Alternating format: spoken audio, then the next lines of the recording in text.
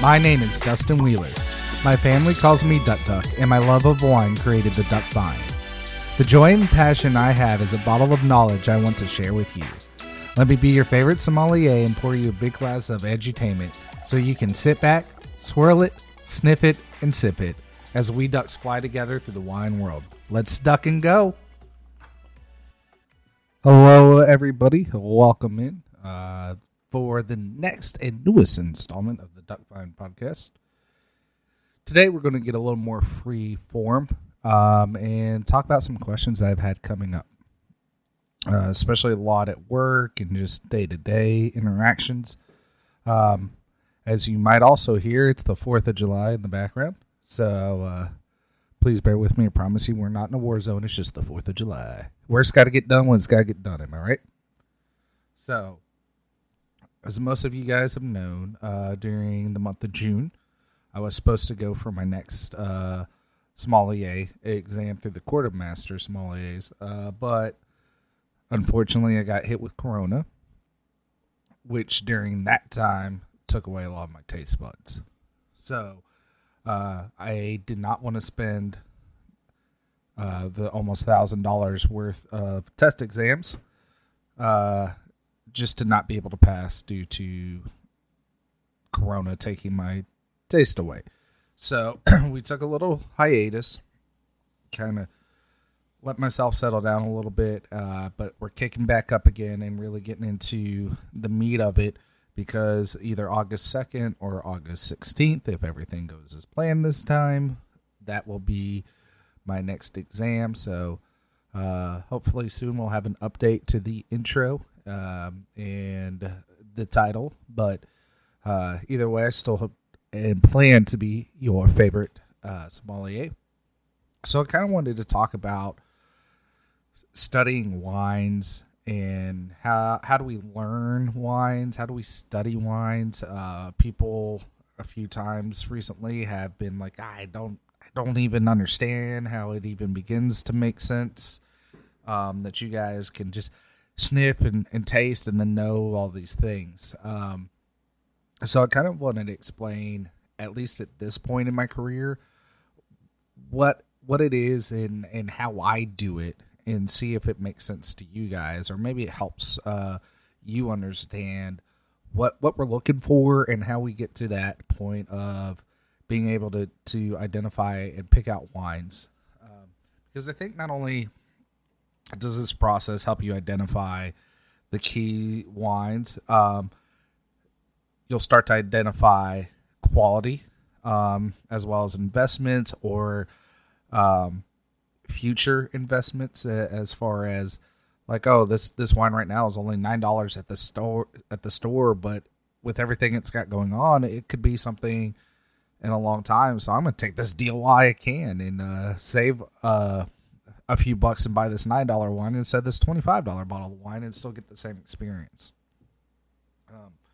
So as we go through this episode, hopefully I can explain to you what I'm looking for and how we get to the end conclusion. So first and foremost, I want to talk about where's a good place to start, and whether or not you're going to actually try to become a somm, or you just want to learn more about wine. You can utilize the mastersommeliers.org website, even without an account. If you go onto the website, you'll see all the different programs, but up at the top, there's a tab that says resources.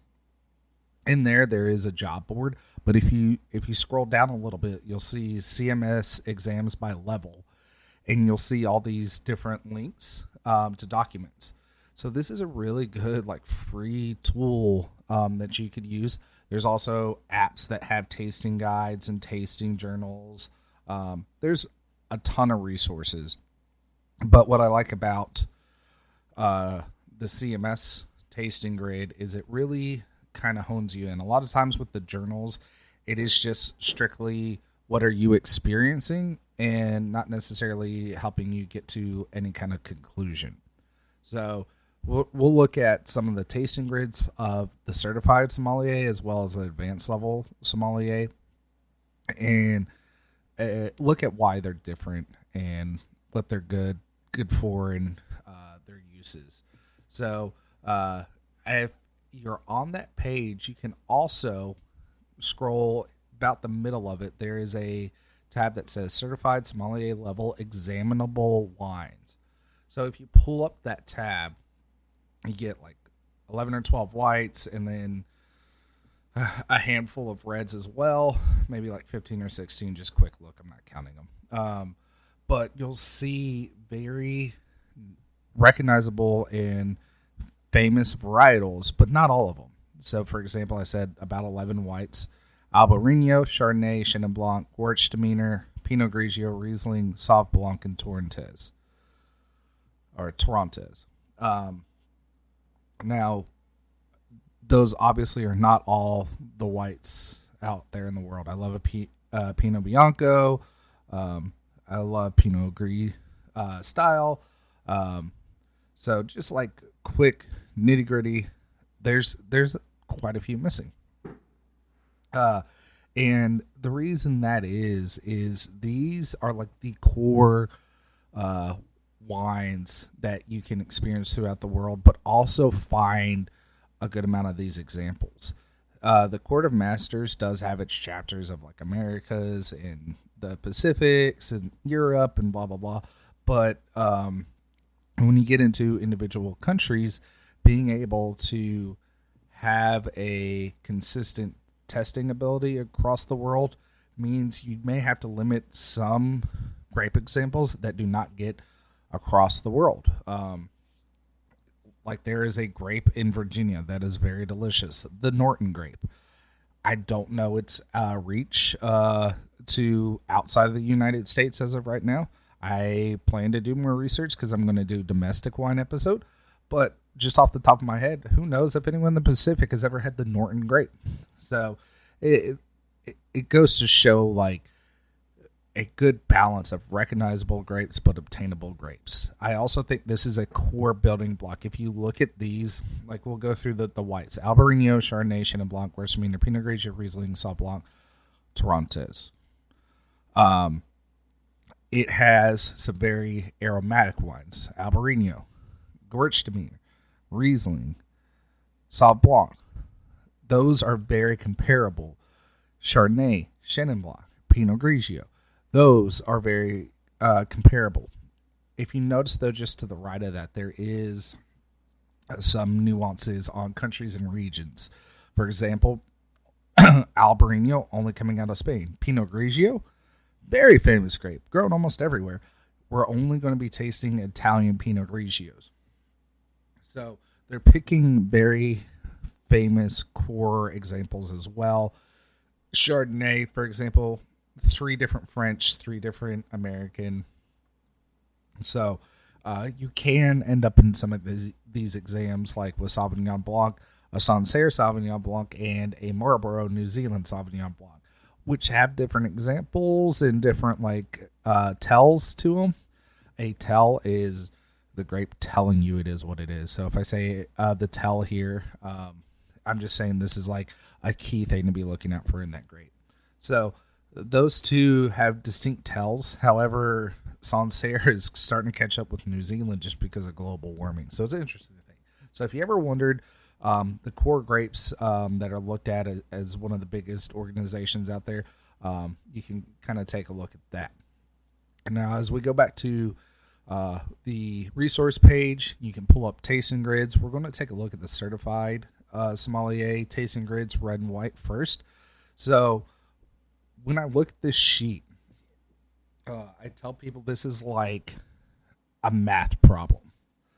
If we all think back to middle school and high school, even if you came up with the answer correctly, how many times would they say, you don't get full credit, you didn't show your work?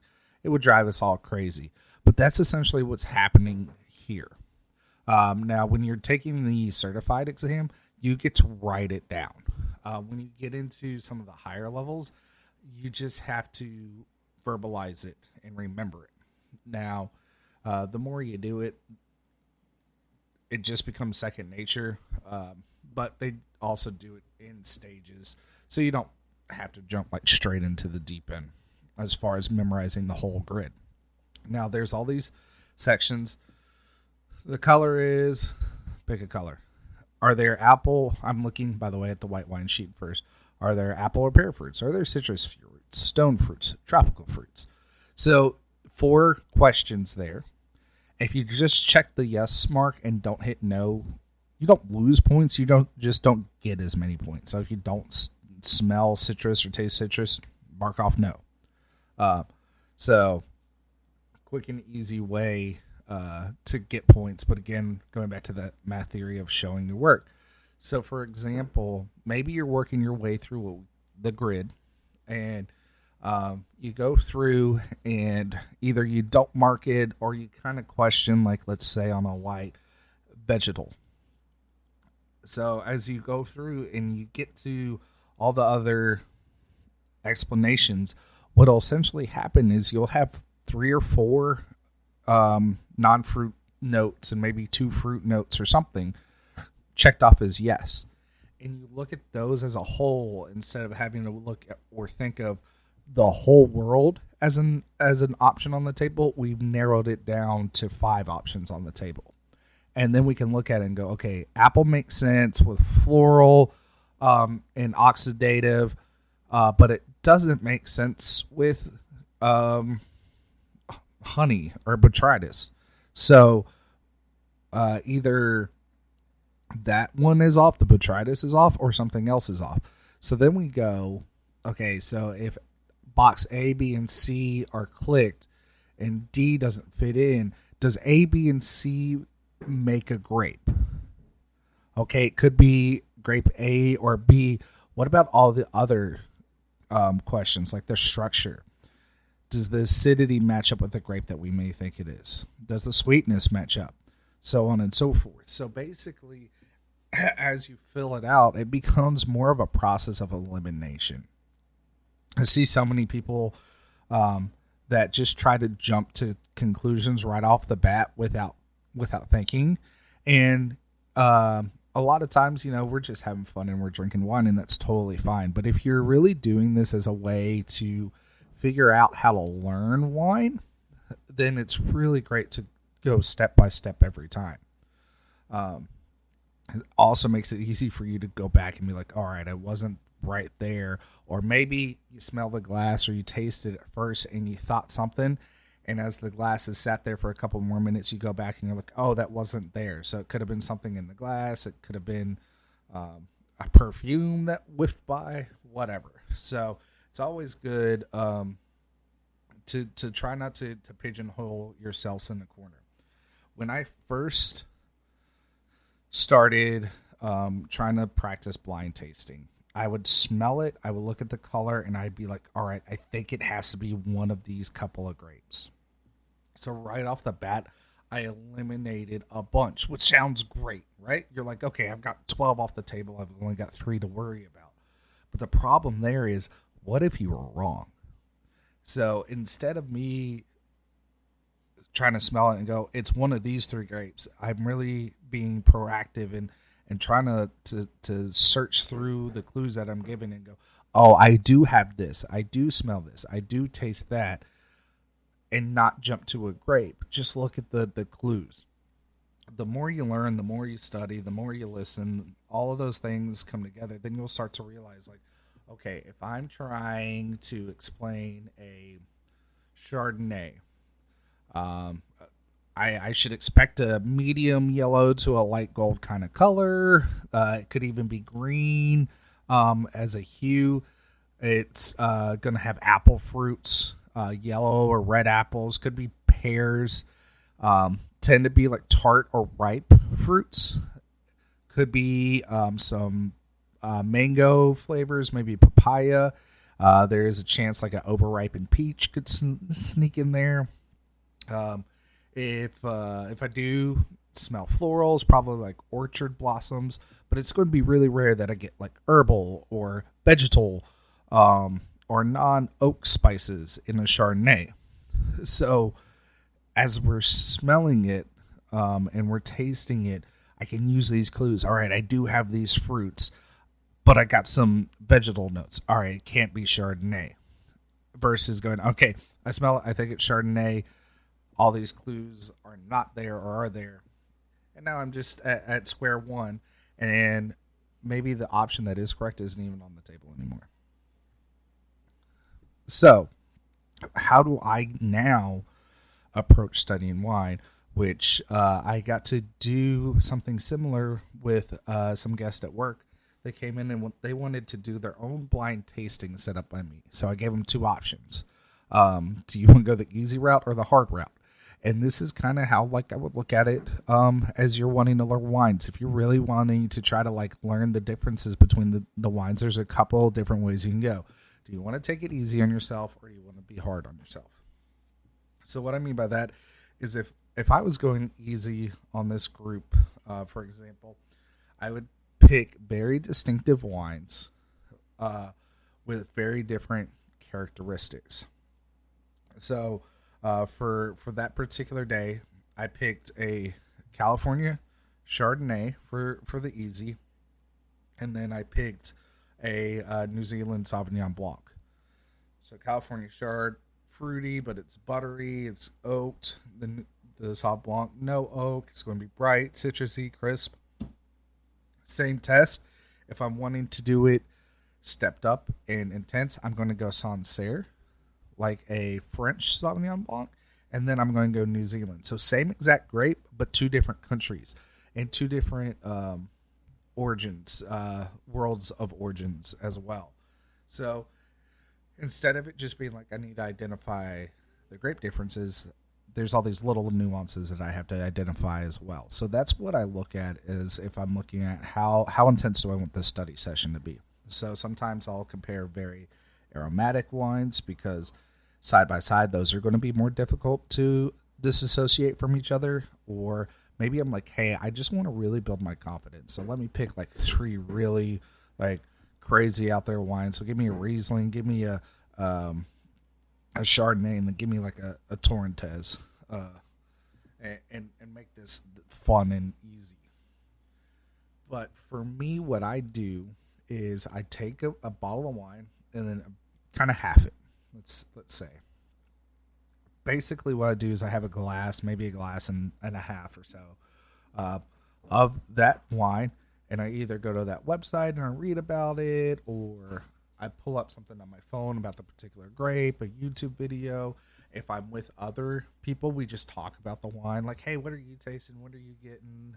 Da, da, da, da, da. If I don't have somebody to bounce ideas off of, that's when I go to printed material or a video. So I'm just not relying on my own experience. Hearing other people's ideas and thoughts and flavors can open yourself up so well. I struggle with trying to think outside of the box on flavors. So if I taste with somebody, for example, tasted with a person that was of Asian upbringing, and they started saying, oh, this reminds me of lychee, and this kind of a plum, and this kind of a melon, and they were fruits I'd never had before in my life, but they didn't understand or necessarily associate with United States fruits because they didn't grow up with them, just like I didn't grow up with all the Asian fruits. So I was oh, now I see this is what lychee tastes like, or this is what this particular plum tastes like.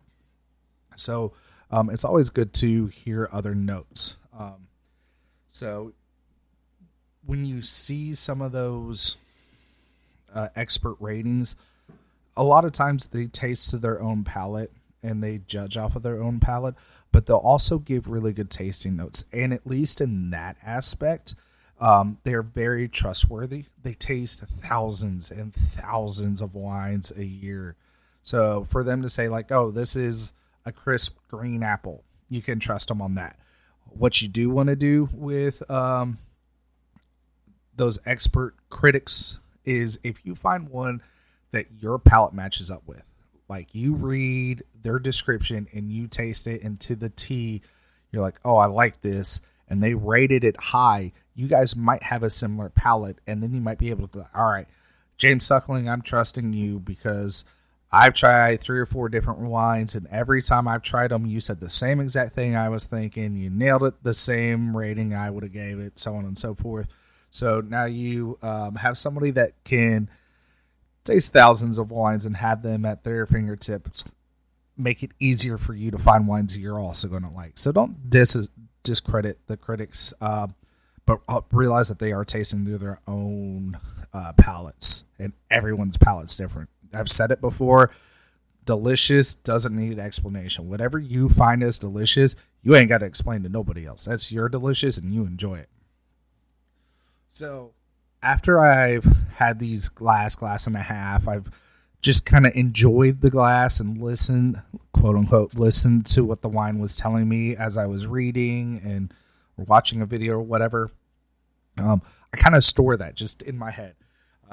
When I was growing up, I played guitar, and they talked about there's different kinds of listening. There's just like listening when the music is playing in the background.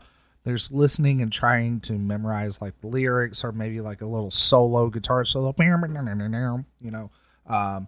Then there's listening while trying to learn it. So maybe you have the sheet music or the tablature in front of you and you're listening to it. And then there's listening to dissect it and try to teach yourself without any other help. So while we're tasting this wines, we could do different kinds of levels of listening to the wine depending on where you want to end up. So then I put that other half of the bottle away. And what I'm going to do is bring it back out later, whether it's the next day, later that night, a week from then, whatever my schedule allows. I'm going to bring it back out. But this time, I'm going to do my best. I'll either have my wife or I have my blind bags, which if you follow me on social media, you'll see on Instagram, I've been doing blind tastings, trying to do them in like 60 seconds or less and guess some wines that I have laying around the house. So if you want to check out something fun, go see that and we'll continue that. By the way, plug for supporting the podcast. If you do so feel it in your heart to support us financially, there is an option to do that on our Buzzsprout website. We also have ways you can donate through Twitter and other things, because all these bottles of wine add up and all this studying adds up, and then the time it takes me to write and record and all that. So really appreciate anything that you guys do feel like you could submit. I mean, the way I see it is if every one of you that listens bought me one bottle of wine for a year's worth of content, I think that's a pretty good deal. Anywho, going back to this topic, now that I've got the other half of the wine, this is where I get into the blind tasting. So I probably did a grid while I was drinking the half glass, while I was reading, while I was watching. Now I get another grid, completely blank. I've got at a minimum of 2. I try to make it 3 or 4. More than 4 can get difficult. And even in the big exams, you're doing 3 reds and 3 whites. So if you want to challenge yourself, go for it. I've done 9 in one sitting, and it was a lot of thinking, and it was a lot of testing. It was a lot of second guessing. But more power to you, however you want to do it. But now that I've actively studied and tasted, not just passively had a glass of wine, passively just watching a movie and drinking. I call that passive drinking. If you're actively like smelling and trying to take notes, like it could be da-da-da-da-da-da, then we go into active blind tasting where we can actually say, okay, here's the notes I've had. Here's the things that stick out in this wine. And we can go to the sheet and start to tick off those boxes. Like, oh yeah, the apple, I can taste the apple. I don't really get stone fruit, no citrus tropical. Okay. It's kind of tart, apple fruit. Okay. On the nose and the palate, we're good there. A little bit of floral, no herbal, no vegetable, no botrytis, yes to oxidative, a little bit of nuttiness, any kind of doughy, bakey bread, possibly, buttery, creamy, yes. Earthy, organic, wet leaves, no. Inorganic, stone rock, no. Vanilla, baking, yes. So right there, I can go through that. Okay, I said yes to apples. I said yes to floral. I said yes to nutty. I said yes to doughy, bready. I said yes to buttery. I said yes to baking. So right there, there's a whole bunch of boxes that are ticked that instantly make me go, okay, it's some kind of a Chardonnay, right? So now we get down to the bottom half of this page: structure, bitter, phenolics, sweetness, acidity, alcohol. Each one of the wines, you'll find your own way of tasting each one of these. But the more you drink, the more you'll figure it out. But when we get to the conclusion, primary grape, I think in the new grid, if you look on that page, they are posting a new grid that's going to come out at some point, I think in 2023. I like the bottom of the conclusion a little bit better, but they're pretty much the same. So you get into it and it says primary grape. I actually skipped that one to start with. I go to world of origin, new world or old world, and here's why. So we talked about these fruit flavors, non-fruit. Okay, we're thinking it could be one of these. However, at this point, I'm still not saying like a grape. I'm still trying to listen to what it's giving me. But new world, old world. So if we go back, I did not check off earthy or wet leaves or mushrooms or minerally, anything like that. So still being a Chardonnay, if I didn't click those off, then it's kind of telling me right there it's got to be New World. It's more fruit forward. It's got the buttery oakiness, which is a tell of certain regions. But since there's no real earthiness to it, I'm probably going to say it's New World. There's a couple other things that allow us to check this as well. And color is a big one. So looking at the color, anyone that, like, why does somebody look at a wine, or why do they hold it over their napkin or a white piece of paper? Having that white background gives you more truth to it. But we're looking for rim variation. So from the center of the wine to the edge of the wine, are they two different colors? And then what actual hue of color is it? Because the intensity of the color is going to tell us a little bit about the climate as well as the age. So a lot is going on with just the sight of the color. So that's why we really want to pay attention and still not try to jump to conclusions, because there could be something in this bottom part that'll affect that top half of the page. So we're going to say New World.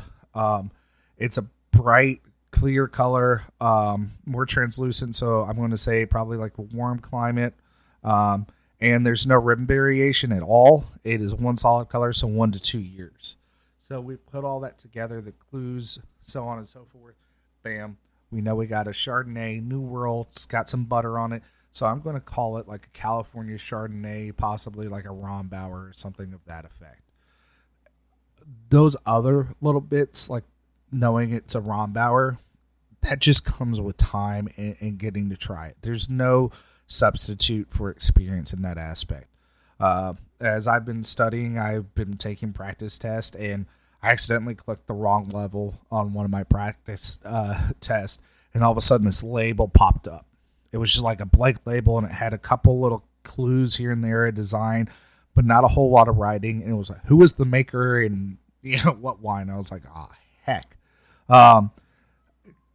Because that only comes with experience. And if you haven't seen that label, you're not going to know. No matter how lucky you are at guessing, you're just not going to know. So there are some things when you get into those intense levels of Somm where it does get so nuanced that it could be silly to most, but it's still interesting. So I think that is a super solid way of setting yourself up, giving yourself a chance to learn and experience the wine, and start to be able to deduce next to other wines. The more you do that, the more you're going to be able to deduce them on their own as well. So big jumping to the red wines. I'm not going to go through the whole experience. Not really going to call a wine here, but I just wanted to point out some different things. Of course, fruit notes are going to be different. Like there's mint, eucalyptus, herbs, balsamic, tar, coffee. Things that we associate with reds that you don't get in whites. But if you notice on the white, there's phenolic bitterness and sweetness. On the red, it's tannin. There's no sweetness. So we're not studying, or we're not being tested for rosés. We're not going to have like a sweet red, like a Brachetto or something like that sneak in. So there are some kind of like guidelines that kind of let you kind of step back and really focus on more when you're able to study to go into these exams. Now, if you go on back to that resource page, you can find the Court of Masters Advanced Sommelier Level Wines. And here you really get into the regions, the area, the regions, and select like notes or makers. You can start to find that on this, as well as even in the entry level. There's a what to expect or deductive tasting. I forget, somewhere in there where you can like see some very, like they'll tell you Paul Hobbs for a Pinot Noir or something like that. There is a advanced and master level sommelier deductive tasting exam format. So this is basically like the grid for those next levels of advanced and master, where you have to start to verbalize and instead of just writing it down, be able to verbalize all this. The deductive tasting journal is really, really good. If you do take that or download that, they are attached to certain wines. So you'll actually, like, as you scroll through, we'll say like wine number 20. Is it clear, hazy, or turbid? So they're actually like trying to get you to like associate this. If you ever come across one of the exam books, you'll see the wines that are associated with that. So that one might lead you down the wrong path if you're not actually taking the full exam. Now, what I think is really cool over on the right side, if you go down to tasting, there is CMS America's varietal profile for a Chardonnay and for a Pinot Noir. So if you open those, it gives you like what the profile should look like, what it would be like on a grid. So like for a Pinot Noir, they would expect you to say red cherry, raspberry, red plum, strawberry, cranberry, pomegranate. They could be tart, ripe, or dried for fruits, and it goes through all those other notes you may notice: smoke, game, leather. You could get licorice, rhubarb, beets. So it breaks it down, and then if you like scroll down, you can see them kind of like fill out like a basic grid, but also talk about some of the nuances. Like Côte d'Or is very fragrant, red fruit, spice driven with pronounced organic earthiness and finesse, where the Côte de Beaune is lighter in body with a bit more acidity, lower percentage of new oak. Common confusion: Sangiovese, Nebbiolo, Tempranillo. And then it talks about in those, like if you have a Tempranillo, what you should be looking for is American oak markers like dill or sawdust. That'll tell you it's Tempranillo versus Pinot Noir. So really, really neat to see how they take all the information and put it into a profile that'll help you recognize those grapes. So I hope you guys enjoyed a look into my studying process. I think hopefully if you enjoyed this, you might be able to apply it into your own life. For example, talking about that tasting I did earlier for the family, they decided to go for the hard side. So I did the New Zealand Sauv Blanc versus the Sancerre, and they got stuck. And one lady right off the back, oh, I think it's Chenin Blanc, blah, blah, blah, blah, blah. I said, well, what got you to that process? And they started to talk about really good tells for Sauv Blanc, but they just didn't know how to identify the Sauv Blanc. So I said, okay, I'm going to give you a clue. Not too much, but I'm going to give you a clue. Think about New World versus Old World. New World is going to be like America, South Africa, New Zealand, Australia, where it's typically warmer, not always, but most of the New World is warmer. South America. Then your Old World, which is everything in Europe: Spain, Portugal, France, Italy, Germany, Austria. So when we think about those two, New World is newer. They tend to be brighter, crisper, more fruity because they're warmer. Old World, earthier, minerally, duller, nuanced. And so, like, right there, we can start to essentially divide the wine world in half. So when you're trying to figure out where the grape could be or what it could be, if you ever have to go do a blind tasting, maybe a restaurant's giving away free drinks if you can get a blind tasting right, think about the clues that'll lead you down the path. Just don't try to guess the grape. It's like math. Show your work. Do the whole problem out. And I think you'll start to see just how talented you guys all really are at tasting wine, and have the ability to identify and associate wines that you may not have ever thought you could have done. So good luck out there. Let me know how it goes. I hope, as always, you had fun. Maybe you learned something.